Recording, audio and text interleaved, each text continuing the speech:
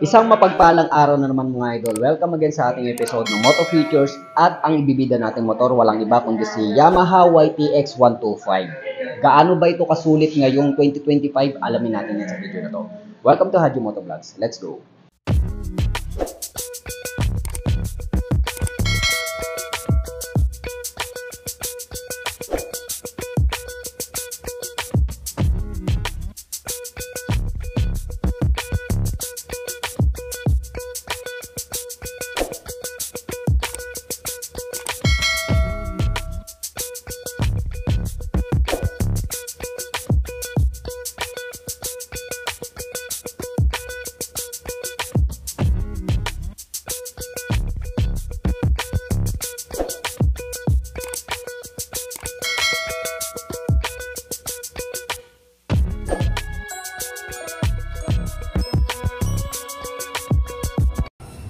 At ito na nga yung kanyang Yamaha YTX 125 dito sa Guanzon mga idol.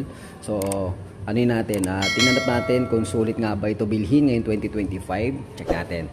So unahin natin dito sa kanyang unahan na gamit niya is round shape na headlight. So halogen po siya yung kanyang headlight. Then turn lights niya is ordinary bulb.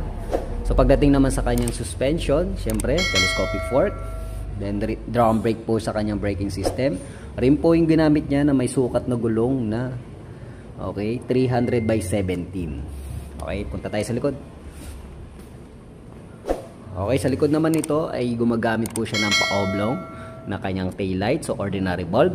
Tapos dito naman sa kanyang turn lights is ordinary bulb din mga idol. Tapos dito naman yung kanyang back fender na plastic. So dito rin meron siya makikita dito na reflector, dagdag safety sa daan.